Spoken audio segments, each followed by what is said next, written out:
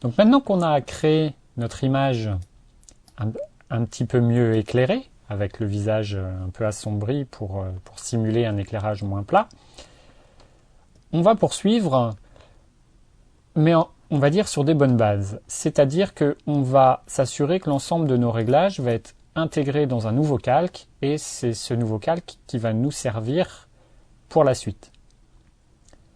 C'est pas forcément nécessaire lorsque vous utilisez des calques de réglage comme ça, mais avec des masques de cette manière additionnés les uns par-dessus les autres, vous vous assurez de repartir sur une espèce de base nouvelle, tout en conservant les calques qui vous ont servi à fabriquer cette image, de manière à pouvoir revenir à des étapes antérieures facilement. Donc l'idée, c'est qu'on va dupliquer l'ensemble de ces calques dans un nouveau calque. On appelle ça un calque maître. Le raccourci, c'est CTRL, ALT, SHIFT, E. Voilà. Ça duplique, vous voyez, dupliquer les calques visibles. On va le nommer, on va l'appeler nouveau maître. Donc ça, c'est notre base. Vous voyez, si je l'affiche ou non, il ne se passe rien parce qu'il contient tous les autres aplatis dans un nouveau calque. Donc maintenant, cela, on peut faire ce qu'on veut, ça n'influencera plus celui-là. Donc l'idée maintenant, ça va être de retoucher un petit peu la peau. Même si notre modèle ici n'en a pas vraiment besoin, c'est pour vous montrer la technique. On va utiliser la même méthode que tout à l'heure. C'est-à-dire qu'on va créer, si on peut, un calque de réglage avec un flou.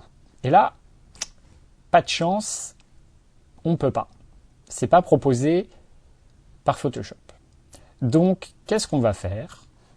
On va dupliquer notre calque, CTRL-J, et on va appliquer notre flou. Le flou qui fonctionne le mieux s'appelle atténuation flou gaussien. L'idée, c'est, là encore, d'aller plus loin que ce qu'on veut et de prendre en compte uniquement la partie qui nous intéresse, à savoir la peau. Alors, si vous allez très loin, ce qu'ont tendance à faire certaines personnes, à faire vraiment un flou très très marqué, on va vraiment perdre beaucoup de détails. Donc il faut trouver une zone un petit peu intermédiaire où certes on va lisser la peau, mais on va garder quand même, vous voyez, on a encore des zones différentes. On n'a pas un aplat uniforme d'une couleur. Si je vais encore beaucoup plus loin avec le cas, là c'est certes très flou, mais on n'a plus aucun détail. Donc il faut trouver l'idée. Je vais mettre 12 pixels, c'est dans mon cas un bon début. Donc vous voyez, mon image, elle est toute floue. On va faire la même chose que tout à l'heure.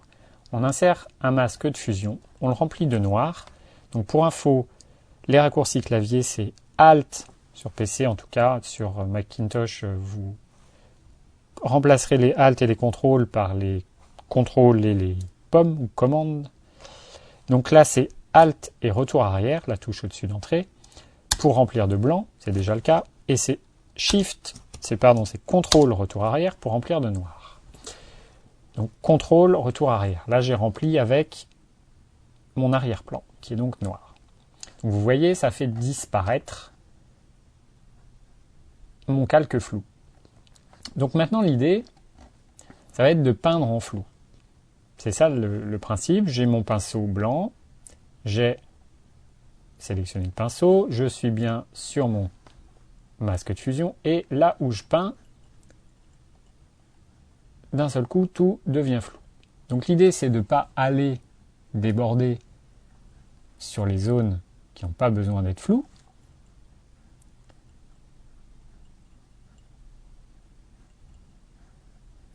Et si jamais je le faisais, d'ailleurs on va le faire en plusieurs fois, relâchez régulièrement votre souris, parce que si vous faites une bêtise, vous pourrez annuler l'intégralité. Enfin, juste la dernière partie. Alors que sinon, si vous avez tout fait en une fois, si vous faites une bêtise et que vous annulez tout. Donc, voilà. On va définir ce qui doit être flou. Vous pouvez réduire la taille, c'est important. Par exemple, on veut garder les arêtes du nez nettes, parce que c'est un petit peu ce qui définit un portrait. Le nez, les yeux, et puis on va flouter le reste.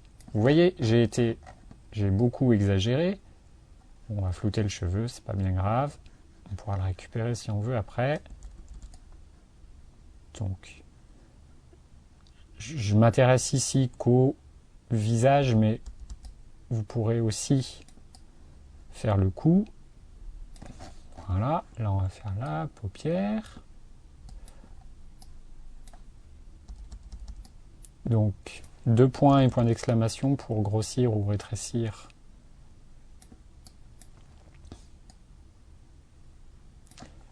le curseur, notre brosse. Là, on va en profiter.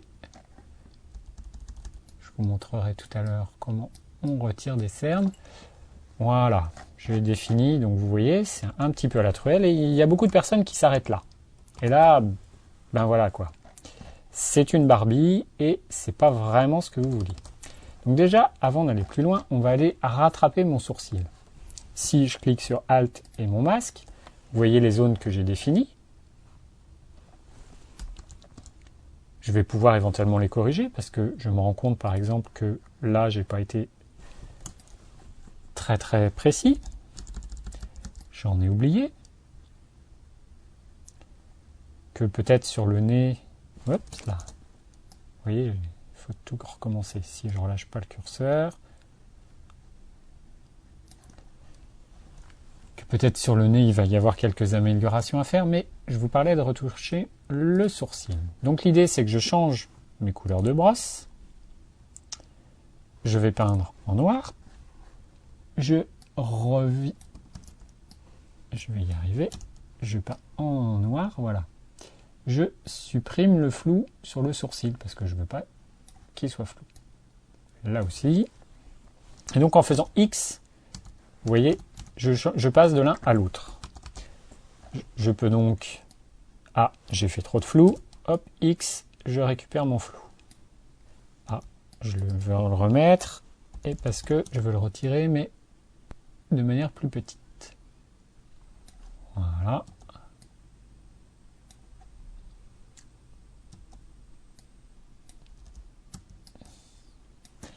Donc, voilà en gros mon flou. J'ai donc le flou intégralement sur un autre calque. L'avantage, c'est que comme pour mon calque de réglage qu'on ne voit plus parce que voilà, comme pour celui-là, je vais pouvoir jouer sur l'opacité.